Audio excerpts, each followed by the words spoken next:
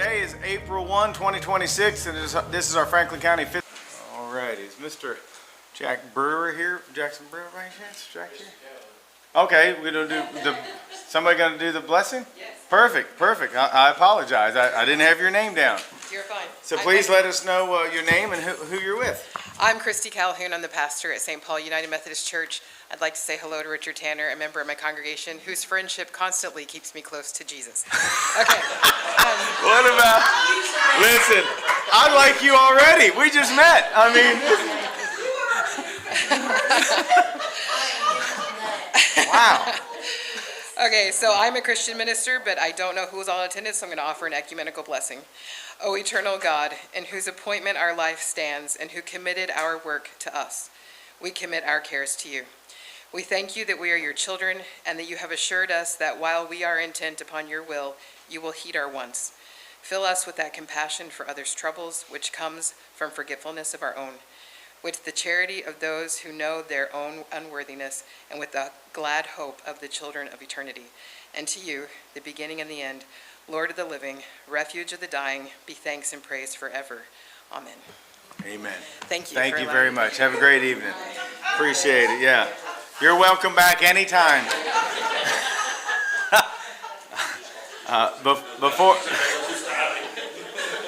Before we move forward, I do want to have, Squire Sebastian has one also, but I'm going to go ahead and do a moment of silence. Today would have been the birthday of Gabriel Andrews. He's a little boy who unfortunately was whisked away in the flash flood. That accident was on April 4th, which is this week, but today would have been his birthday. So please join me in giving a moment of silence for Gabriel and his family.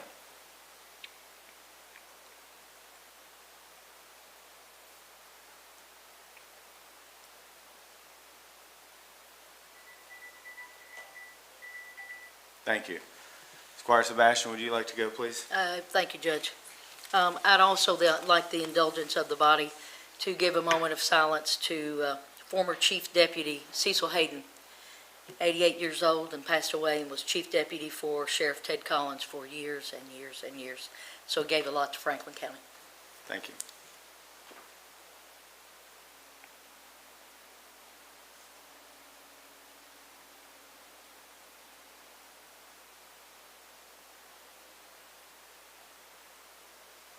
Thank you very much. Thank you, Judge. I think how fitting it was that we had church bells going in the background. So, very much so. You know, hopefully they both heard us loud and clear. Next is public comments. Do we have any public comments this evening? Please come forward and state your name. Oh, hey, I didn't see you. Hey, Laura. Good evening. I'm Laura Haig. Couple things. I know it's budget season, so I thought I'd step up and talk to you a little bit about the budget, especially things I support, and maybe a couple things that I think maybe aren't exactly fair. So, first of all, the library is awesome. I tell people when I meet people around the United States, our little library does a heck of a lot more than a lot of others. Our public health department, the Yes card. I appreciate the support at Josephine Sculpture Park, all these amenities. Also a big shout out to Allie Hall. She's probably one of the reasons why I started composting. She does a great job. I would also like to ask that instead of just one cleanup, that there actually are cleanups by your district. I think you can get more people involved if they're in their neighborhood locally. So instead of just one day, because folks might not be, available, but also I think we could get a lot more people involved. So I'm one of those citizens who would be willing to pay for trash pickup and recycling. I think that's really important. I also think it frees up funds to do and invest in other things that our community needs. Indoor swimming pool, other amenities. There's a lot of things that we could use in our community. So I fully support that. However, one thing I don't think is fair is that as a city resident, I pay for trash and E911 twice because the city and the county, they pay for trash out of their general fund. And I know my tax dollars go into the general fund. So I think from all of our city residents, it isn't equitable and it's not fair that we pay twice. Now, do I know exactly where my dollar goes? I mean, hopefully it's supporting Sheriff Depp and everybody around here and the road crews and all the services.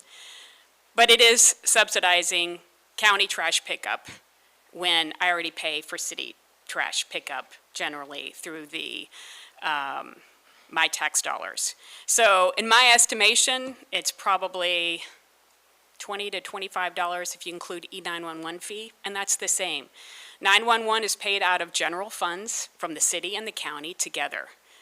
Our tax dollars go into those general funds, and that's what pays for these services. And city residents pay twice. So I would ask for your consideration on this to, if there's a rebate, if there's collaboration, that there's something, because we've all known it's gone on for this for years, and I know there's been a lot of conversations over the years. So I thought that I would bring it up. It's budget season, it's important, and express that to you all. Thank you. Thank you very much for being with us tonight. All righty. Public comments. I see Harry's with us. I'm Harry Carver. I live here in Frankfurt. And with all the recent discussions about city trash collections, it kind of reminded me of some unresolved issues. And I'm with Laura. We had talking about this last week, and we decided it was time to come have a little chat. Several years ago, it's probably more than several years ago now, when I was on the Solid Waste Task Force, we were having this whole discussion about trash and trash pickup and everything. And all of a sudden, it dawned on me that the very thing that Laura said, that those of us in the city were subsidizing county trash collection while we were also paying for our own trash collection here in the city. I said, shouldn't we look into this? And there was a former member of this court that was on the task force at the time who glared at me and told me that we weren't going to talk about it. So I kind of filed it away and hadn't been paying much attention until recently. I think the thing that, that sometimes that we tend to forget when we talk about city and county stuff is that all of us are county residents. Whether we live in the city or the county, we're all county residents and we all pay county taxes. And I know that over the past couple of years when things pop up, I remember during some of the discussions about funding the Humane Society, the new building, and people were talking about city dogs versus county dogs. And, they're all county dogs. They're not city dogs, they're county dogs. When we talk about the jail, those prisoners are not city prisoners or county prisoners, they're all county prisoners. So I think that we need to start thinking about things and, that you all start thinking about things, as a whole, that this is, the county, the city is part of the county. And I know several of you actually do live in the city. So I just, I think that it's time, this is an issue of fairness, that, it's time to start talking about this. I don't think this is something that's going to be resolved overnight, but I think that, every time that we celebrate when the city and county come together and do something, but if it involves money, it means I just paid for it twice. And I think that that's something that we need to start figuring out how we unravel as a community so that, that the taxation is equitable and that we're all paying our fair share. Anyway, thank you all. Thank you very much for being with us. Any other public comments tonight? Couldn't tell if she was getting up or not. Jeannie, you coming up? Oh, okay. I couldn't tell if you were heading to the podium or not, so I didn't want to move on. So, alrighty, next on the agenda is Child Abuse Prevention Month, and Jenny has got a proclamation. So is Miss Jody Spalding here?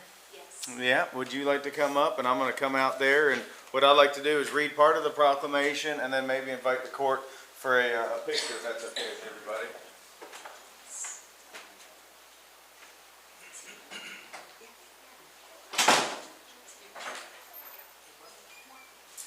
Well, first of all, since you all are here, would you like to make any comments or anything before I do the proclamation? Anything about your work? Well, CASA is If amazing. you don't mind, come up to the Yeah. mic so anybody can hear you. So CASA is amazing, court-appointed special advocates for children of abuse and neglect. And, of course, we did the pinwheeling ceremony yesterday with the governor, and it was amazing. April is Child Abuse Awareness Month, and I feel very strongly about that. My passion is to keep our kiddos safe, and one thing that I always like to stress is that we are all mandated reporters. So many times we turned a blind eye when we see something going on, and it's not my business to interfere with that. We always think someone else is going to make that call. And it's very important that we stop thinking that way. There are children that are being abused in our community, and we see them in our schools, we see them at Walmart, and it's easier for us to think that someone else is responsible for making sure that social services knows about that child, and that's not the case. And so all I can do is ask everyone that is viewing this meeting tonight and everyone that's in this room to take a stand now and decide that you're no longer going to turn that blind eye, and that if you see something or you suspect something is happening in a home, your neighbor's home, whatever, you just call that hotline. All you have to do is give them the information. That's it. You don't have to give them your name. You don't have to tell them anything about yourself. You just tell them what you think is going on so that someone can go and check on that family. Most of the time, they just need some resources. You know, I'm listening to this meeting and we're talking about funds and where all this money's going to go. So many families in our community need resources, and poverty does not mean child abuse or neglect. So it's something that we have to pay close attention to. So the court-appointed special advocates, for those of you all that do not know, we work for the family court judges, and we're appointed by the family court judges for children that are on their journey through the family court system. And sometimes the judges need a little bit more help. They can't go and do home visits. They can't visit these kiddos. So if they need some more help, they will appoint a CASA advocate, and we are the eyes and the ears for the family court system. And we gather some information about our families, and we report back to the judge every 3 months, letting him know how things are going, so we can choose the best possible outcome for that child's future. So that's all I have to say. Thank you. You're welcome. Any other comments? I just want to, I'm here in my, What's your name, ma'am? I'm Francis. I'm here in my CASA capacity. It was funny when I came into the meeting, I sat right behind these two. They said, when is CASA on the agenda? And I said, you're CASA. And I said, I am too. I'm one of the volunteers. I just want to say CASA is an amazing organization, and we directly advocate for the children in foster care. And if anyone has time to volunteer, become an advocate, I highly encourage it. It's very rewarding. It's challenging at times, but it's a very rewarding thing to do. So that's all. Thank you very much. I'm not going to read this whole thing, but I'll stand here so everybody can hear it, and then we'll do a picture with the court if that's okay. That's fine. Whereas in the calendar year of 2025, 16,686 reports were made to Child Protective Services. Whereas child abuse and neglect is a serious problem affecting every segment of our community, and finding solutions requires input and action from everyone. Whereas our children are the most valuable resources and will shape the future of Franklin County. I think it's very important for everybody to hear. And then, whereas communities must make every effort to promote programs and activities that create strong and thriving children and their families. So whereas prevention remains the best defense for our children. So now, therefore, be it resolved that I, Michael Muller, Franklin County Judge Executive, do hereby proclaim April 2026 in Frankfort and Franklin County as National Child Abuse Prevention Month. There you go. Thank you very much. Court, if you all would like, why don't we come down and do a kind of a group picture with everybody? You want to come over here? Come on, Frank. Andrew, come in and take a picture.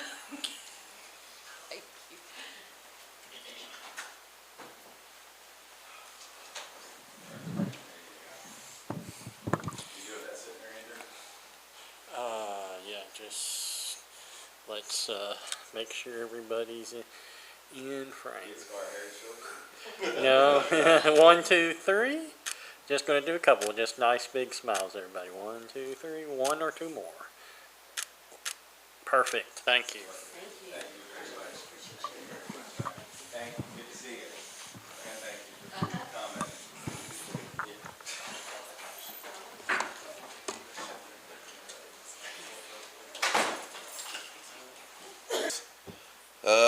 It's just been a week, but we've finished our cross drains on Gregory Woods.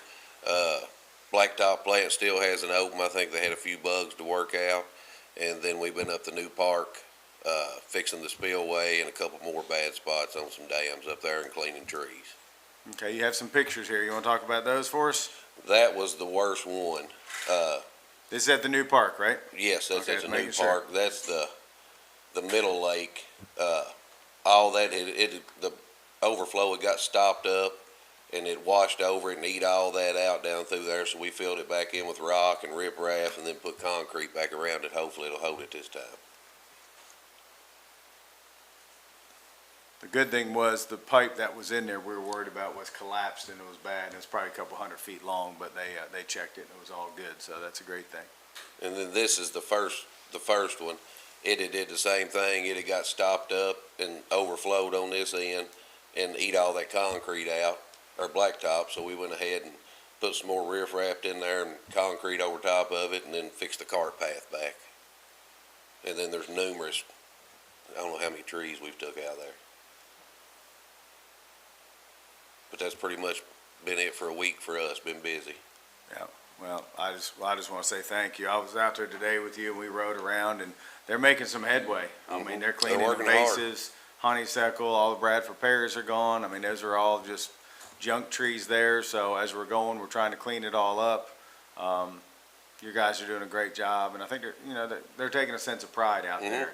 It's a beautiful piece of land too. So I think the more we're out there, we realize how nice it is. So, Squire Tanner, do you have something? All right, a question, have we started on the wooden bridges yet? I know No. we have not done that yet. Nope. Waiting for a little warmer weather to get in that water. Yeah. Oh, you gotta get in the water. Well, I thought it was Yeah. letting it cure out a little bit. Yeah. Yeah, well, that too. I think they're wanting the wood to cure a little bit more. Ain't y'all got a wetsuit nowhere? Maybe the borrow one from fire Well, department. we may have borrowed I one know of where you them. can get a couple wetsuits. Fire department's got a bunch of them. Tough crowd, tough crowd. Just kidding, just kidding. All right, what question, Mike, thank you, I appreciate, no, you're not leaving yet. You're not getting out that easy. I mean, I've asked every one of them to ask you a question tonight. I appreciate Yeah, it. so who's gonna start it? Squire Blackburn. So you said the asphalt plant's open now? No, it's not. They're getting close to getting open. All right, because I've had a lot of calls, and I'm sure you have as well, about some of the things, potholes, things. I'm assuming it's gonna be next week. They should be up and running. All right, So hopefully. thank you.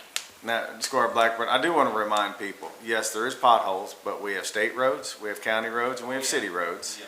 And also, it was one of the worst winters we've had. And when you put 3,000 tons of salt down, plus the other agencies doing the same, things are gonna happen. So I think one thing that I learned is people didn't realize the asphalt plant's not open year round. So a buddy of mine called me and he said, asphalt plant's not open year round? I said, no, it won't bond. So I just don't think, people understand, how it all works. So, but I do know that these guys are on top of it. What other questions? Squire Harry, do you have something? When's the bonfire? Probably Solve next the rush week. pile. Hopefully next week. Good deal. Any other questions, concerns, comments for Mike? Mike, thank you. Thank you, guys. All righty, judge's report. On the 25th, I did my monthly Cable 10 taping. There I am, and it went well as always. They do a great job, and I appreciate the plant board. Went to an executive board for a meeting for a bluegrass ad on the 25th. Sunday, I wasn't able to go, but I know Sheriff Depp was there. The 12th anniversary of Reverend Whitlock. I think we all know Reverend Whitlock very well, and we just want to thank him for everything he does for our community. So he's been with that congregation for 12 years now. I was able to make it to Miss Peggy Dungan's 100th birthday celebration. So they had a big thing for her. Governor came.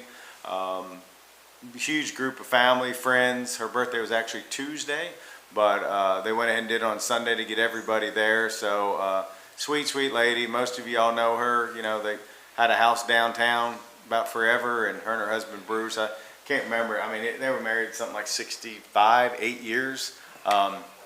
Coolest little couple that was walking around downtown up until just a couple years ago. So hated to lose Bruce, but Peggy's doing good. She's there, and she's knows what's going on, and we had great conversations about my wife's grandmother. They were flower friends and everything, so it was a really nice celebration. So I want to thank Dominion Senior Living for hosting that for her. And then on the 30th, went to Northern Kentucky with Penny, and Squire Sebastian was there, and some other people from our community to kind of see how they're doing things up there in Northern Kentucky. And then the afternoon, we went across the bridge to Cincinnati, where there's 3CDC, the development group. So just a lot of interesting things, how they're revitalizing their community, and just trying to gain some knowledge on, how we can be better here in Franklin County. Today, I was going to go because I was in budget meetings, but Allie and Christy were there, and that is Hearn Elementary, and they're the ones that won the recycle contest this year with the cans. So as you can see, we take all Allie does it once a year, and they take all the proceeds and they donate it back to the school, and typically they have a little pizza party. Usually there's a couple classes that kind of take the reins and collect the cans and turn them all in. So just want to thank Allie for everything she does with solid waste. Our new AmeriCorps girl, she's really getting into schools, and our belief is if we can get these kids recycling, then it will trickle on to their parents and grandparents, hopefully. So, but they're about every school now, it seems like. So they're doing a really, really good job. So saved, I'm not gonna say, it was an amazing event. So I'm gonna let Squire Sebastian talk about the Easter celebration we had at Lakeview Park. So can't say enough good things about that day, and everybody from the court was there, and I just appreciate it. Squire Sebastian? Thank you, Judge, and first thing I want to do is thank the court, for the support to actually put this on every year. You personally donated for the sensory-friendly eggs, and that's wonderful. You helped set up, you helped tear down. Huge thanks to the Lakeview Park staff under the direction of Charlie Lewis. They did a fantastic job of getting that park ready, hanging banners in our community, and playing host to over 700 people that day. Franklin County Road Department, under the direction of Mike Dees, went over every square inch of that train that we pulled to check everything out and make sure it was ready to handle the volume of riders that we had, because it was a large volume of riders. County maintenance staff, under the direction of Greg Fry and Christy Slayback, that guided the work of the SOAR participants from the jail to spruce up the train. Our IT department did a great job for us, keeping event information out there, working on our graphics, taking care of the online registration platform, and taking photos during this event so that you can see the volume of people that we had. The Sheriff's Office is our partner for all 7 years of Easter at Lakeview. They transported the eggs. They had their mounted patrol unit with Shane Terrell there.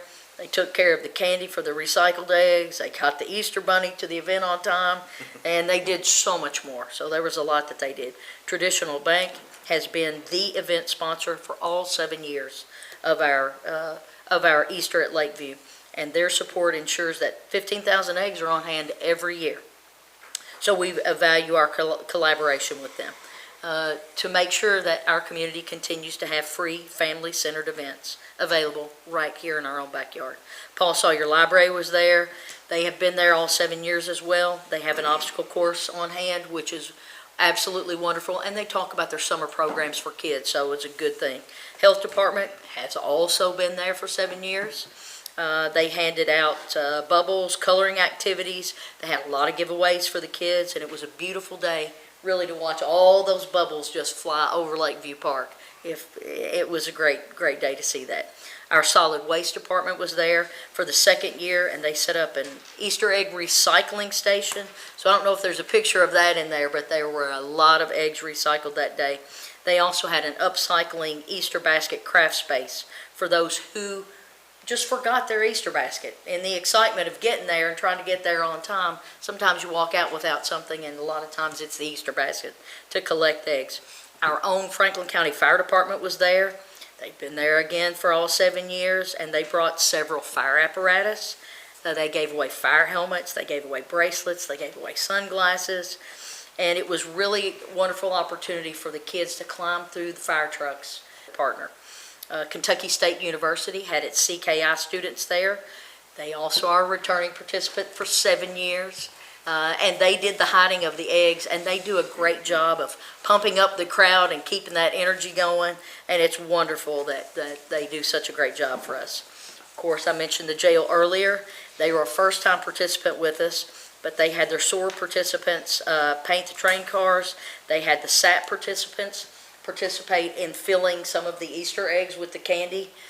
We just couldn't do it without all these hands. Yes Arts, they're a collaborative partner for the past 2 years.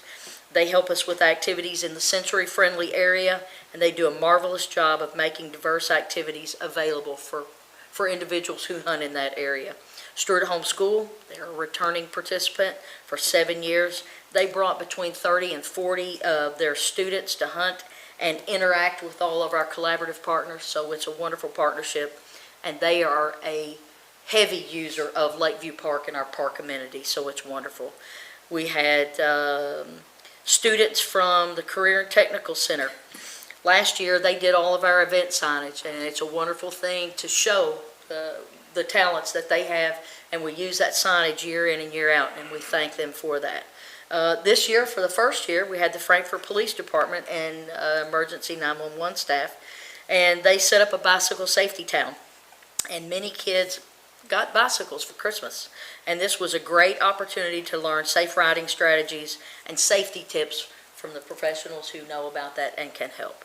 Thornhill Education Center, it was the first year that they were there, and they shared a lot of activities that they do, and they partnered with the Paul Sawyer Public Library in assisting with the obstacle course. Frankfort Plant Board, they brought the water monster out. They had a special segment on our Easter at Lakeview, so we really appreciate what they did, and they continue to put that up on their bulletin board year after year. We had a couple of members from the community, Steve Stossberg and Lambert Moore. They brought out the 1919 International Harvester Titan that was used to pull the train. And the biggest thanks of all we have to give is to Wanda Bogey Johnson and Mike Johnson. A huge thanks for letting us have that train for the day.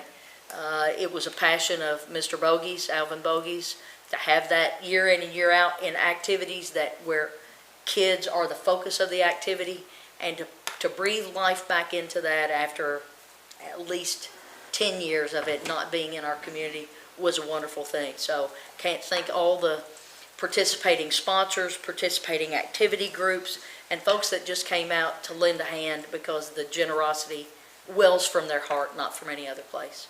So I start that thank you right here. Squire, thank you very much. We appreciate all your work on the event, and I personally too want to thank the court, because everyone supported the event this year with their own money to help buy sensory eggs and make sure we had everything we needed. So I think that speaks volumes about Franklin County. So thank you to everybody.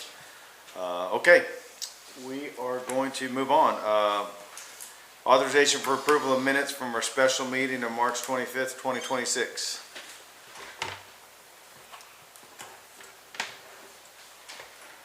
Alrighty.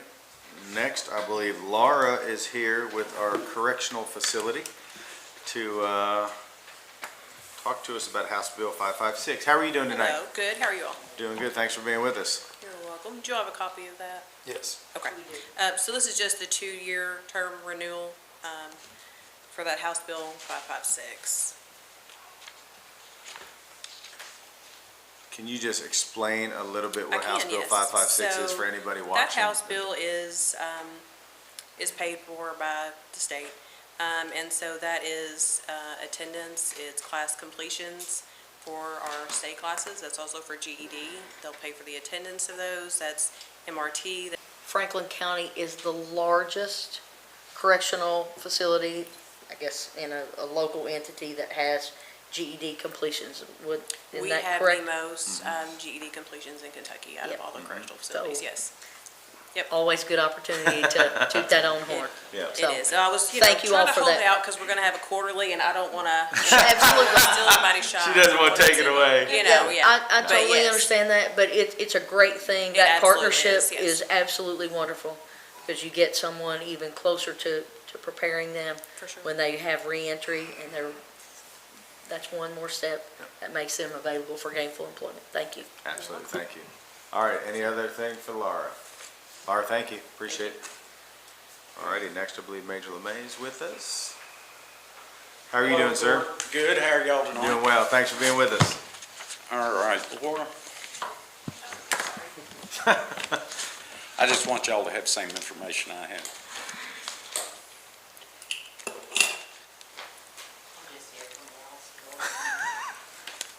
I'm not talking to you right now. I'm still mad at me earlier.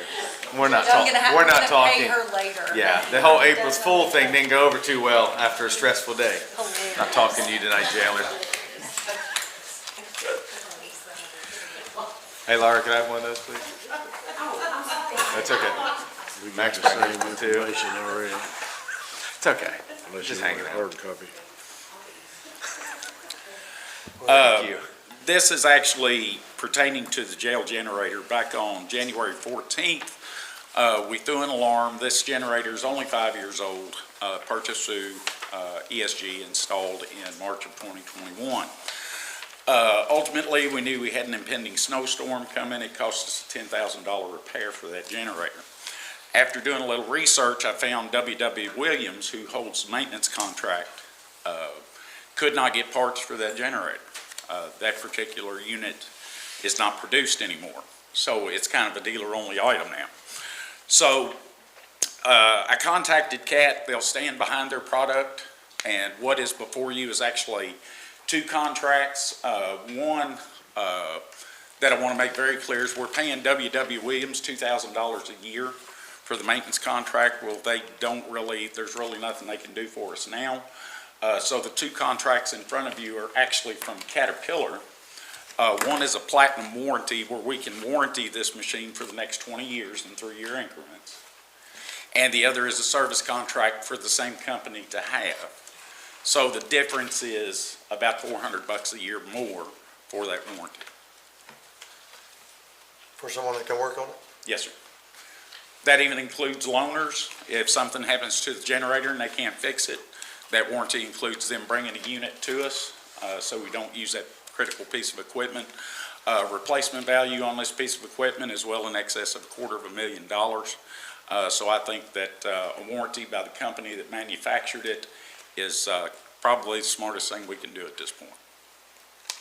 And I do want to make sure everybody realizes during that snowstorm, you had to use the generator, so. 3 separate times, yes. Thankful that you all had that fixed. Unfortunately, I wish we had known about this prior, but we didn't, so. Correct. But yeah, at least, yeah, that was money well worth spent during that disaster.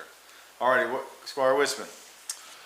Can you tell us, I'm assuming, but I just wanted it to be overtly said, because I didn't see it in the contract, that with the work that was done on the generator this previous year, that they've re-inspected and they'll warranty from here on out? Yes, sir. Before CAT Even would with that warranty or offer that warranty, they sent out an engineer to inspect it to make sure it was in good mechanical order and warrantyable, because they haven't been doing the maintenance on it. Right. And we passed with flying colors. So mechanically, we're in good working condition right now. They go into depth about making sure that we have certified folks in their contract here, so I wanted Absolutely. to overtly state that that was going to be the case. Absolutely. What other questions? Do we have a question, Squire? Refresh my mind when that generator was purchased, March of 2021. so it's 5 years old. Yes, sir. But when it was purchased with an off-the-shelf 24-month limited warranty. It was part of the ESG work that was done. It's only got 257 hours on it, according to what I read here. It's Yes, not sir. exactly should be worn out. Well, it Yeah, I shouldn't know be it starts worn and out. runs probably every month or every week, whatever. Yeah, it's tested. We actually test 4 times a month just to make sure it's in good running order.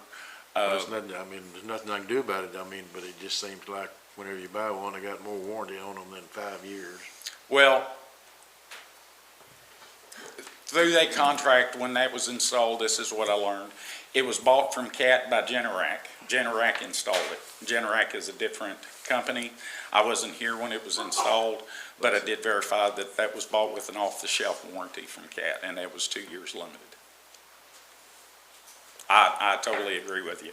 Piece of equipment like that should have had an extensive What is warranty. that, yes, I'm agreeing with you, I'm not Yeah. arguing with you. Yeah. That's probably paid $50,000 or $60,000 for it or more. That piece of equipment is well over $250,000. $250,000 and it's. Plus about the warranty- $75,000 to The warranty's install. 2 years old, 5 years old, but it was only warranted Yeah. for 2 years. Amazing. Squire Wisman. Just wanted to ask if there was any conversation with our energy consultant. I realize they've stepped back into the picture, if any part of their contract, covers any of our loss or our costs so far. As far as the generator is concerned, no. At this point, it's very preliminary right now. So there has been a meeting, there has been some conversation, and they are supposed to approach us with something. So I thought that they guaranteed the energy savings and any work that they did in addition to warranties for a certain period of time. I think we had a return on investment of 20 years or something, wasn't it? So just would like our attorney to look at that. We're trying to figure that out. Yeah, But as just far bring it as up. this here, yes. All right, anything else from Major LeMay? All right, thank you. thank you, folks. All righty, next I believe we have our budget from the Conservation District. Todd with us? Have a good evening, Jailer. Thank you, Judge. Don't rush out. Don't rush out.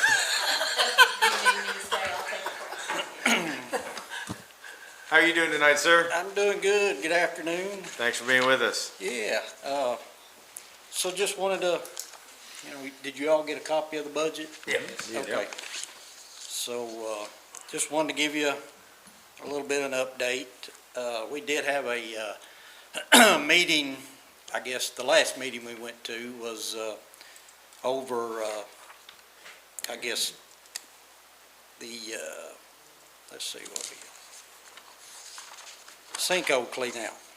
So I know a couple of you all attended that, and right now it's still being, talked about. We're still trying to get applications out. So hopefully everything, goes good with that.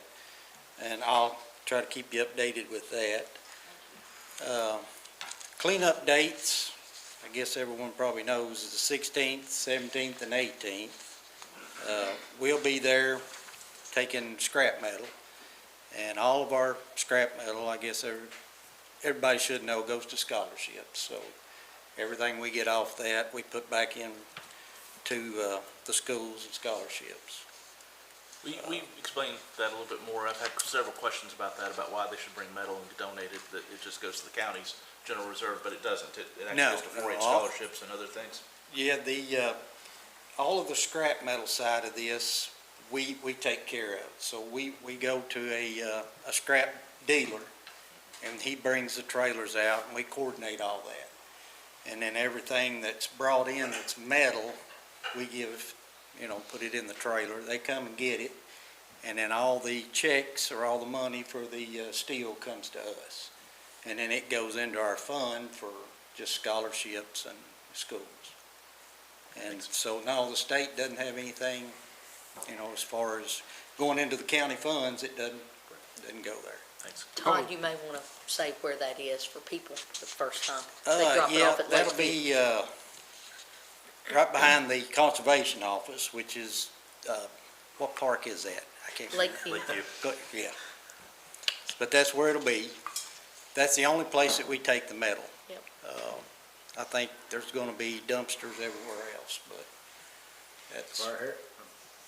I'm sorry, Squire. Oh, yes, you mentioned the dates. What were those dates again? It's the 16th and 17th and 18th of April. This month? Yes. Yeah, Couple today's weeks. April 1st, so yeah.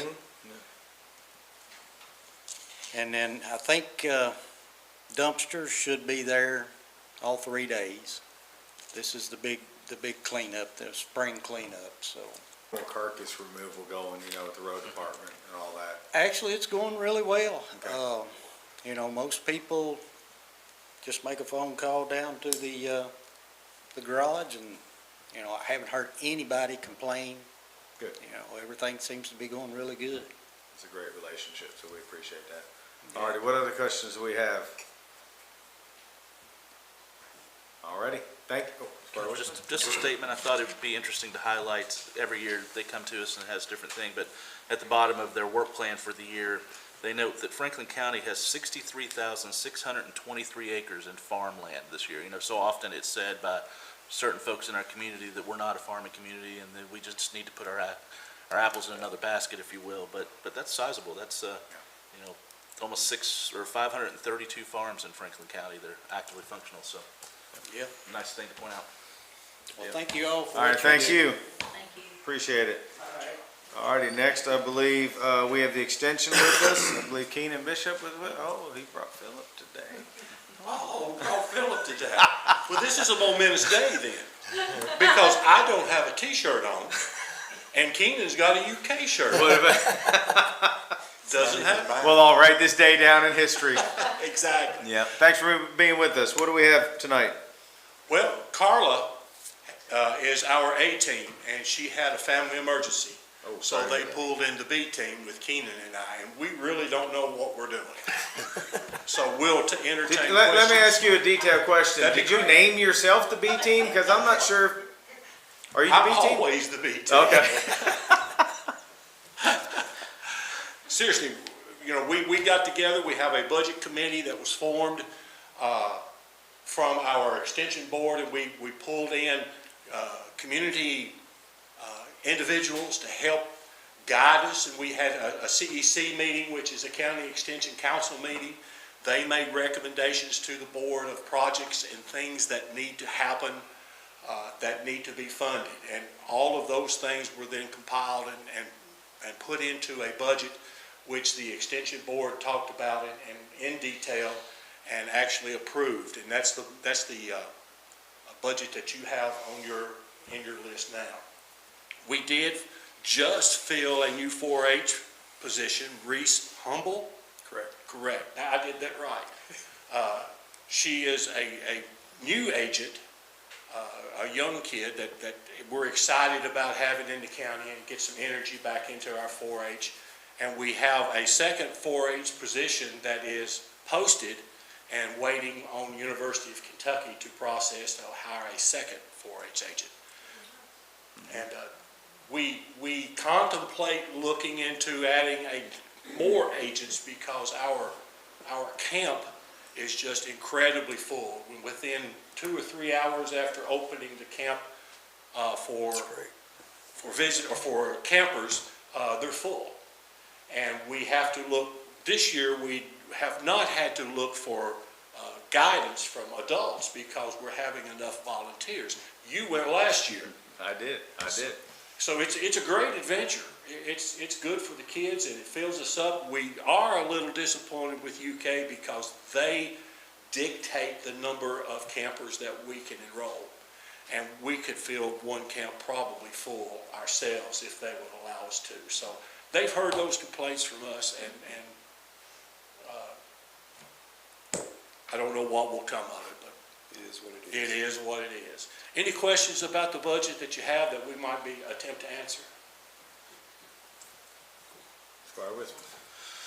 Page 3 of your budget, there's a 4-H agent salary that says vacant. Is that the one that you just hired? That's the one we just hired, and there were actually 2. So, and it has a third agent.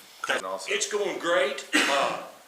We are ahead of schedule on repayment by about 2 years. So our solar energy usage is more than we anticipated. And we're also, Keenan and Andrew, our facilities manager, is looking into some extra programming where that we store electricity in our batteries for the storms, and we don't use it during bad weather unless the electricity goes out. So that gives us a safe house for people to come in during storms. I know we open up for that sometimes, and we have energy if the power goes out from our batteries and our solar cells. Great. Good deal. We just renovated the bathrooms. They are up to date. ADA, is that the right? Correct. ADA compliant, upstairs and downstairs. And it's unbelievable how much a restroom renovation costs. But we managed to get it done. We do have other projects in the way. We want to install a greenhouse. We're wanting to change the doors, locks, so that we can have a more secure facility and a more controllable facility because our facility is used a tremendous amount. I know Anderson County, which I talked to their extension board chairman quite extensively, and they only have one room available, and they're booked 100%, and they have lots of conflict because of their facility. They don't own their building. They have to rent it from the county. So we're very fortunate to have our own building. We're very fortunate to have 3 big meeting rooms and several other smaller rooms that people can use, and they use them all the time, from chess clubs to garden clubs, and you go over there and it's amazing what you see going on, not only at night, but during the day. It's gotten to the point where we even rent out the garages. Is that right? Yeah. Okay, wow, that's great. Squire Tanner, did you have a hand A up? couple of questions, just curiosity, what kind of batteries are they? Do you? Oh, my goodness. I don't think they're lithium ion. Lithium, you remember, Keenan? I don't remember what they are. There's sodium, they're lithium sodium or something like that. It's a safer battery that doesn't explode. Well, that's good to hear. We've got 4 of them, I think. It's a sodium, lithium something. So what's the life of that battery, and the cost? I think they're warranted for, it was either 25 or 30 years, and that was only because they've only been in existence that long, and they still don't know what the lifespan is. And they will hold enough energy for you to keep the lights on for several days or hours or what? Not several days, depending on the weather outside. And the usage. And the usage of the building. So our usage is high, so we'll probably get a day to 2 days worth of power storage. And if it's cold, we do have gas heaters, propane or natural gas. Natural gas. And all you have to do is run the fans so we can have heat during the winter. The issue becomes in the summertime when you have to use your compressors. That would drain the batteries, in just a couple of hours. So in the summer, if the power goes out, the building warms up. And we looked at the cost of actually storing enough energy for compressors, but that got pretty astronomical, and it was outside of our range. Well, they're making batteries for power plants now in Elizabethtown or Glenview, wherever that is over there. And they gotta be pretty big, but they're probably storing electricity so they can use it at night when let the water out during the day, whatever. Exactly. Well, the good thing about our system is we can add batteries. So if we decide the need is there and we have the funding for it, we can add batteries to extend our capacity. Well, batteries, this is all opinion, maybe I should shut up, but batteries are not, it's not an electrical generator, actually. It doesn't take any gas or fuel to run it. It takes the solar panels. It's already, you use solar power to charge them, so that's very economically to charge it up anyway. Yes. And what Philip was talking about, 2 or 3 weeks ago, it's all can be programmed, and after we ran it for about a year, the way it was set up to be, but now the way it's set up is if there's sufficient battery charge during the day, we run off the batteries, and we're selling the electricity back to the electric company, and then it'll convert it back to charging the batteries early enough before the sun goes down. And it's also hooked into the National Weather System, so if there's a storm coming, it automatically quits discharging the batteries, starts charging them. It's a pretty neat situation. The biggest issue with that is that the power companies buy our excess electricity at wholesale prices, and they return our sales back to us at retail. So, we don't get retail prices when we sell electricity to them. We get just wholesale prices back, but it's a little bit.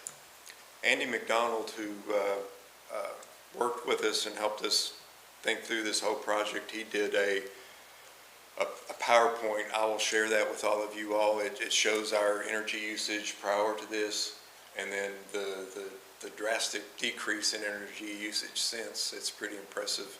I think you asked the cost. The total was, I think, $155,000, and We're still waiting for the federal government rebate.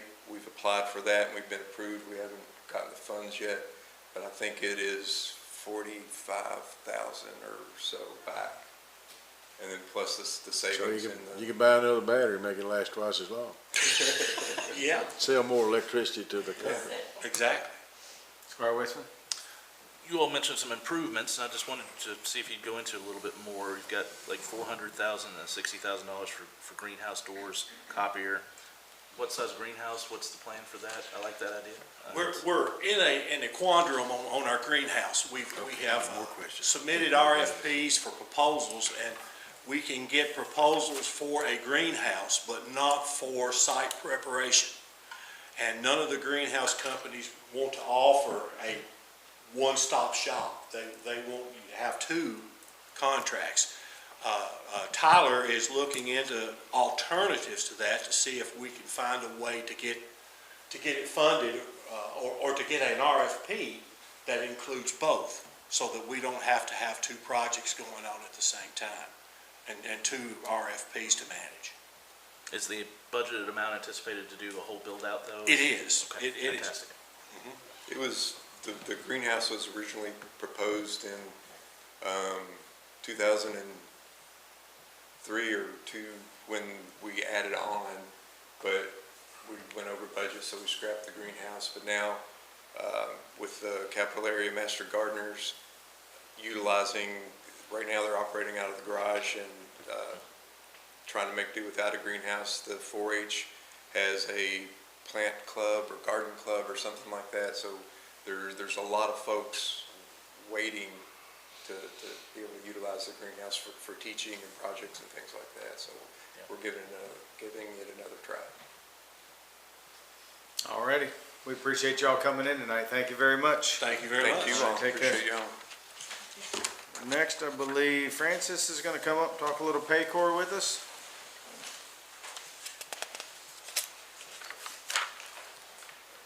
Okay, do you all have a copy of the statement of work? Yeah, we do. Basically what this is, we're in the process of setting up EDI files. Are you all familiar with what that is? Why don't you explain it real quick, Okay. so everybody knows. What it is, the way it's set up now, any employee who enrolls in benefits or during open enrollment, when people make changes to benefit enrollment, we have to take that information, either put it on a monster spreadsheet and send to each individual insurance carrier, or we have to take them, so it eliminates this use of portal and use of spreadsheets and all these extra steps involved. And what this cost is, when we were involved in setting up the Paycor online benefit enrollment system, we did not have time to get the critical illness put in place. So before we can finalize EDI feeds, which you've already paid for, we've got to get the critical illness benefits added to our database. They were originally going to charge us $2,400, and I said that's a little unreasonable, I think, so they reduced it in half to $1,200. So that's what the cost is. All righty, what questions do we have for Francis? Francis, I just want to say thank you to you and Vicki. I know you all been working a lot with Paycor to try to get all these things done. I know one of the conversations we had was to look at our statements because, you know, we keep having these change orders. So they're trying to figure out now, you know, moving forward what our yearly deal will be, but mostly what we've been paying for is the whole setup fees. So I appreciate you negotiating, but I do very much appreciate you and Vicki and Amy too, working on this. It's been a big project, so thank you. Thank you. We're excited to get it up and running. Alrighty, next I believe Belinda. And it looks like you have some backup there. I sure do. Second row, I guess that's what you want to call HMB it. is here with us this evening. This is an interlocal agreement between Fiscal Court and the City of Frankfort for the Forks of Elkhorn Sewer Collection System project. Interlocal agreement is necessary to execute the project and outlines the responsibilities of both the city and Fiscal Court. The agreement includes the city's financial contribution of $100,000 towards the upgrade of the Raven Crest Pump Station in Force, Maine, as well as language exempting the project from the city's ordinance number 3/2026, which charges a $500 capacity analysis fee and an administrative fee for all properties outside the city limits. The county attorney has reviewed the agreement, and as Judge Muller mentioned, we have HMB here with us tonight to answer any questions you might have. Anybody want to say anything before I call on everybody, or? You go ahead and comment if you want, Brandon. I don't have any comments, but if anyone has any questions, I'm more than willing to answer those. Okay. Any questions from the court? I know this is something we've been talking about for a while now. I got a question about the interlocal agreement and the $100,000. Is that the total cost? No, the $100,000 will be the city of Frankfurt's contribution towards the project. Just the price of the concrete? Is that what you said? No, their contribution towards the project. That's Yes. there. So the total price, that'll, The total price of the project is $3,547,000, or $447,590, and that's on this project budget sheet that should be in your packet. probably is. It's the next attachment. Okay. And on that same sheet, you can see the funding sources at the bottom, and it starts out with the line item grant that is $2.8 million that the county received, and along with the city of Frankfurt's $100,000 contribution. Then the Elkhorn Campground will be contributing $400,000 towards the project, and then that leaves a balance of $247,590. So just, since I guess we kind of jumped to the next agenda item, because that's really about us, so that's just estimated cost right now, so obviously. Yes, this is all estimated cost based off of historical construction prices, what we've seen recently, and just engineering judgment. Okay. Squire Wisman. Judge, if you'll bear with me, I've got several questions if we can. Just a couple of things maybe you all can update us on. Sure. Has final design work been done? We last heard about this for approving an archaeological study. I haven't heard if that came back yet to impact the final design work at all, or if we need to explore alternative routes, if that changed anything. Yeah, so update on that. We have received the report. There's no impact, so it's all clear. So that's not going to impact the preliminary alignment that we've laid out. Now, final design has not been completed. We wanted to make sure that report got back and was clear before we proceeded any further. But now that it has, we've already met with the city, since they will be taking it over, and went over our preliminary alignment with them and had discussions. So we're ready to proceed forward with design on the project. When this process started, Judge, I asked about mandates of whether individual properties were going to have to tap on to this project if it comes through their property. We had some back and forth about whether that was going to be mandated or not. Some folks out there have newer systems that have put significant investment in the last few years. Some folks, obviously, that were when we started this process, they're just exempting us from some of the other language that they just recently put in place about $500 study fees and some of that kind of thing. Do you all have anything you can tell me about any of that? Regarding tap-on fees and stuff, it will be whatever the current fee is for the residents. One of the things that they have said is that sometimes they do exchange tap-on fees for easements in certain situations, but that's on a case-by-case, depending on if an easement is needed or not. Can I ask about any property acquisitions that's going to be needed for the final design? Is there anything that is not subject to this that may come up? And that was more of the, like the environmental and the redesign that I had concern may require some additional property to be accessed or easements put through somehow. But There really hasn't been any additional added since we scoped the project, so it's all still same on the original alignment. And then I'm wondering about, we have, since the beginning of this project, we've had a commitment from a third party, a private party, to contribute to this project. To date, I've not seen a commitment or promissory note or anything that states, yes, we're going to pay that amount. I'm wondering in your scope of your design work, if that private entity doesn't come through with that contribution, if that amount that's set aside for them to pay would effectively limit the project by that amount from crossing the creek and going over to them? Or is there some way that, I'm concerned that this court might have a much bigger bill in the end. Floods happen, properties change. I can probably help with some of that. I've actually reviewed an agreement between the county and that third party today. So that should be coming before the court very soon in order to enter into that agreement. So they're still on board as of this afternoon. So Part of their commitment was. Please stand up to the mic. I'm sorry. Part of their commitment was that they wanted to see the project was gonna go forward. And so I think the way you guys are, approving this now, that, you know, if this funding changed, I would see that it would have to come back before this body before it would proceed. You know, I don't think that that necessarily means that the bill comes back to you. We just have to look for another funding source. Well, thanks, Max. I was just concerned that we were a bit preemptive in doing this without some kind of commitment, because nearly $500,000 there is substantial in this scope of this project. There's been an agreement floating back and forth. It was one done last year. I just reviewed another one. I guess it was the final one since we've started. This thing has kind of got back up off the ground after that last study. And so, like I said, we've been going those back. I had a few concerns. They got revised and figured out this afternoon. And so I would anticipate that coming before the court fairly soon. But the agreement with the city, if God forbid another flood or something happens that changes people's minds, we still have the ability to go back and manipulate the design of this and serve the areas that we are effectively trying to, you know, that it was my understanding sort of that we were going to try to do this project and this other entity wanted to tap on too, and we didn't really commit funds to that. They were committing them on their own, so I just want to be sure that we have some flexibility if it's needed. That makes sense? Not really.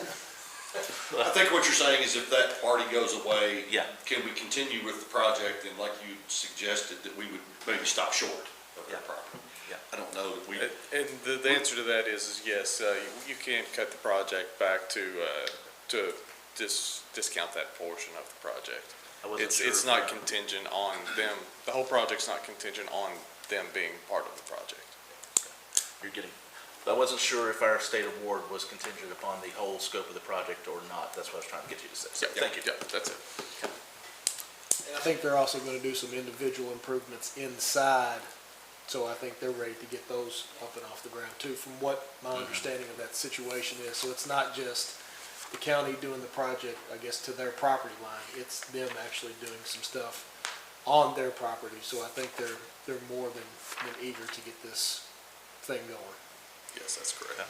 Squire Tanner, did you have your hand up? I did. Got it. On a point of order, Judge, are we discussing 8 and 9 or just 8? We just went on to 8 and 9, but. 8 and 9. Yeah, just because he started talking about the breakdown sheet, so if you have a question, let it go. Well, I have a comment, maybe more than a question. There's been quite a few questions in my area about suggesting that some of the money that's going in this project might have been shifted from the farm bill. And I obviously I understand, look at this sheet, that that's not the case, but I just want to make sure everybody understands that's not a shift of money from the Farmdale Sewer Project, which has been going on 20 years.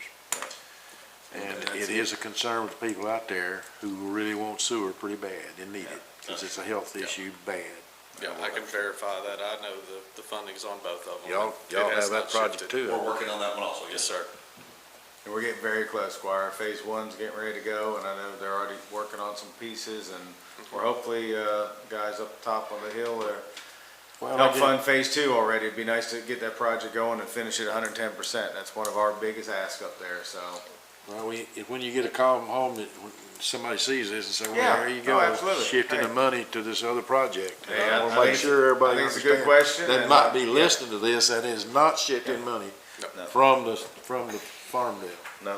So, This was a standalone grant that we applied for that was approved by the legislature, this court, within the last 3 years, right? So I can't remember the House bill that awarded that $2.8 million, House Bill but 1.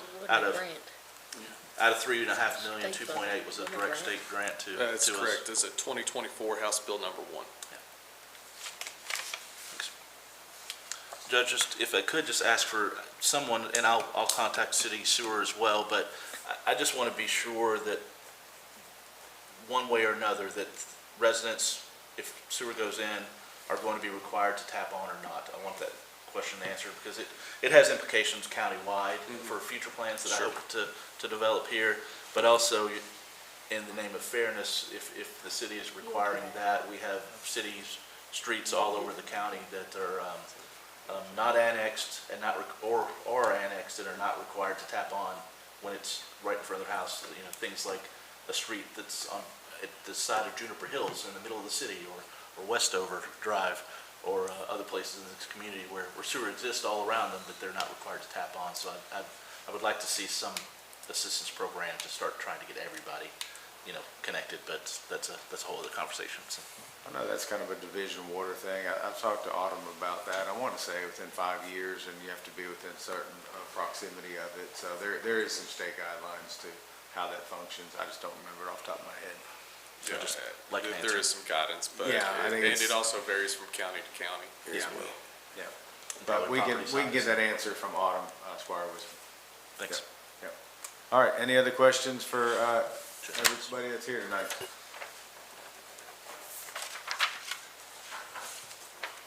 All righty, thank you all. Judge, Linda, thank you. While we're at the, can we have an explanation, the 500, or 247,590 is the gap financing effectively for the Yes, sir. project that the court is being asked to approve as a general expenditure of ours? Yes, sir. So that's, whenever all of the funding came together and stuff, 3.3 million is what was available. And as I told you before, it's that 3.5 million number. So that gave the gap of the 247,590. So that is the gap that the fiscal court is being asked to take on as part of the project. And do you know how, you've seen the plans, I haven't, how many residential structures and commercial structures that might take care of providing sewer to finally? Yes, sir. So if the whole project goes in the way it's currently scoped, it'll be 25 residential and commercial units, which include 61 units within the existing Elkhorn Mobile Home Park and 220 sites at the campground. So the mobile home park is being treated as one entity in that 25? It'll actually be treated as 61 instead of one entity. Okay. So as part of this project, we're working with the Elkhorn Water District, which I happen to be the chairman of that, but we are extending individual sewer connections to each one of the individual mobile homes in the mobile home park. Fantastic. And in order for them to, basically for a billing function, you know, as of right now, you pay your sewer bill based on your water bill. Well, they have one water meter for the entire mobile home park, which means that they would have to somehow aggregate that out to the rest of the residents. So, Tammy's. So that's all part of this project, and so he's actually participating in the project. He's just not part of this this memorandum or this agreement that we have. He has a separate agreement where he's actually funding the upgrade of all his water system in there. So. Could you all talk for us for 2 minutes? I know a lot of the push from what Division of Water said to you all was to get that package plant offline. Yeah, no, absolutely. So all of that mobile home park is currently served by a package treatment plant. Mr. Tanner, you probably are well aware of what package plants are like, but after a time, from neglect and stuff, they start falling apart and they just become a big source of just an environmental concern. And so part of this project will be to decommission the existing package treatment plant and pump everything to the city for treatment. So that's one of the biggest environmental pluses of this project, is to get that one decommissioned. And that one's over 50 years old. It's from the 70s, isn't it? I believe so. It's a very old system. I said I wasn't gonna ask any more questions or say anything else, but when you have a place, when you have a mobile home park, where this one water bill serves, I don't know how many, 61 trailers? 60-ish, yeah. Does that not make them a water company? No, I don't know what regulations they have for distribution. I think you got 61, you got 61 customers, you're selling water to 61 people, I think it makes them a water company. He's a landlord. Huh? Yeah, we're getting I off don't subject a believe, little well, bit. it may be off subject, but that's a water company. Well, I'm not sure. Because they do not technically sell the water to the individuals, they're considered one user.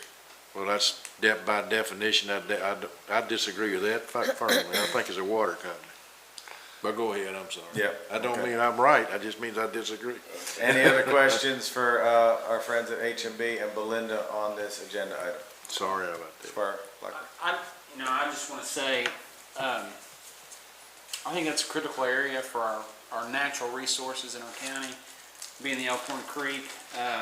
It's the forks of the Elkhorn. It gets, the equivalent of 160 residential units not putting their wastewater into the ground. It gets it pumped out. It increases the force main from Ravencrest. It makes the pump station at Ravencrest bigger, stronger. And I think it's just, it's a good way for us to be good stewards of our community and our resources and the people that are downstream from us. And we're getting a lot of grant money from the state to do it, and it's never going to be cheaper. And I think projects like this that other communities strive to do, when you get this opportunity, and this has been, Hank Hancock started this over 20 years ago. I think one of the profiles you said you guys started with was 15 years old. This isn't new. This isn't something that we've magically said, oh, this court's, we came up with this. This is something our community's needed for a long time. We're just the people that are seeing it to the finish line. So I think it's a big, big thing for our community. Well said, Yeah. Thank you, Squire. All right, thank you all. Thank you. Appreciate you being with us tonight. Next, I believe Amy, our treasurer, is with us tonight. Amy, it's so good to see you. I haven't seen you in a while. We've been in budget meetings, Court, so. This agenda item is amendment number 4, and it's the first reading.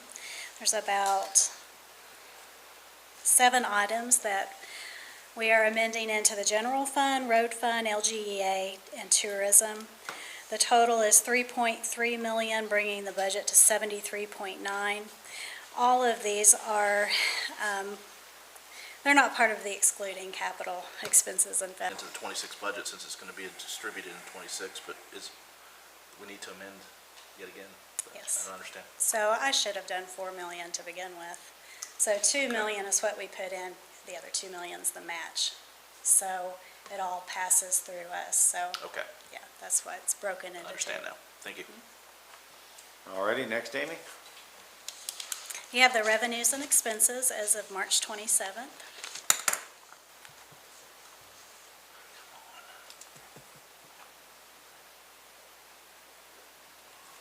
Any questions for Amy on this agenda item?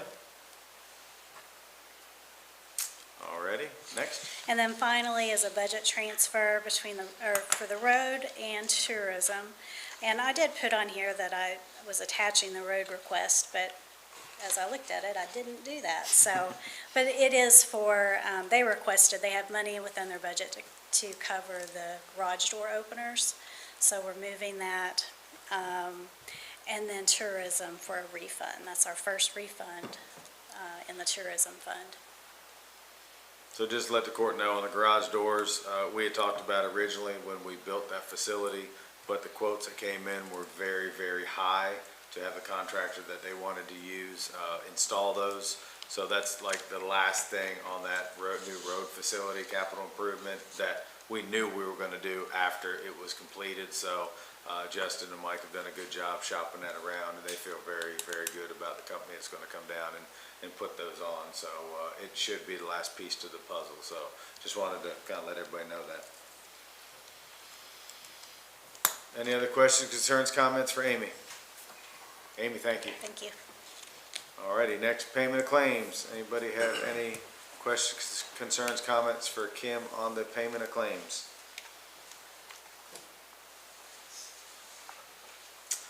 All righty, seeing none. Authorization to go into closed session per KRS 61.8101C. Discussion of proposed or pending litigation against or on behalf of a public agency. So moved. Second. All those in favor say aye. Aye. All those opposed say nay. We're in closed session, please.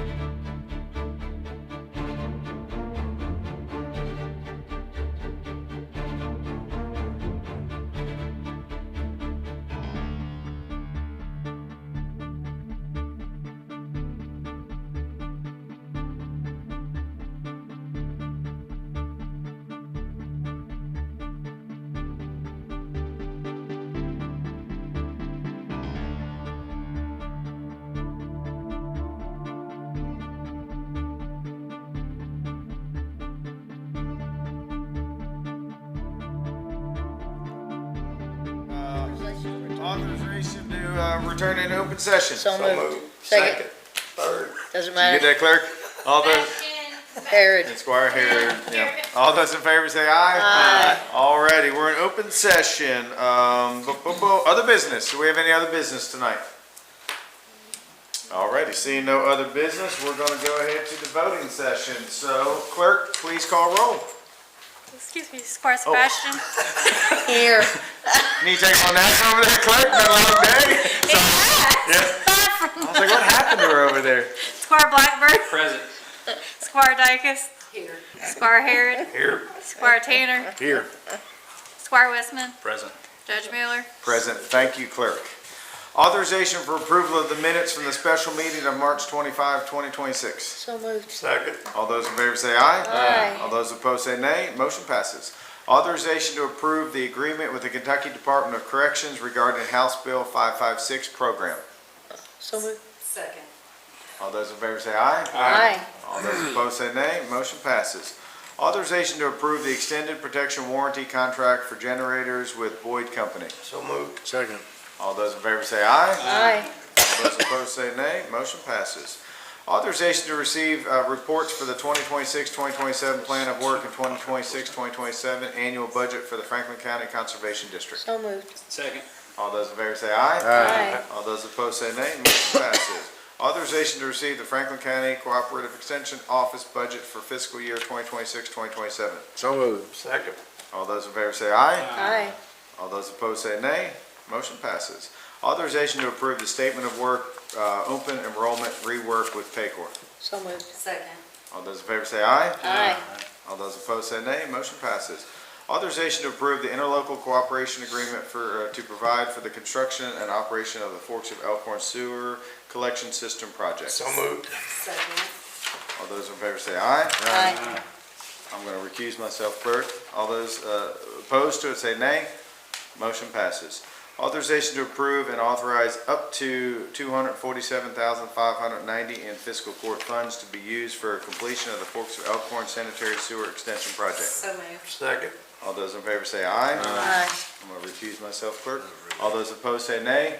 Motion passes. First reading of amendment number 4 to ordinance number 4-2025 relating to budget for fiscal year 2025-2026. So moved. Second. It was the first. First reading, I'm sorry. I Oh, should have I'm said sorry. that, I yeah. apologize. Sorry, I should have said that. No vote at this time. Apologize. Sorry, thank you. look back here. Yeah, that was I my know. fault. That was my fault. I set been you all here all up. We day. were rolling. That was my fault. I'll take the blame on All that day. one. All day. Authorization to receive Reading. treasurer's reports. So moved. Second. All those in favor say aye. Aye. All those opposed say nay. Motion passes. Authorization to approve budget transfers for fiscal year 2025-2026. Moved. Second. Second. Did somebody do that? You said you were gonna say nothing else. I should know. I think so. All those in favor say aye. Aye. All those opposed say nay. Motion passes. I can't hear, it's raining. Payment of claims. Is there a motion to deny any payment of any claim?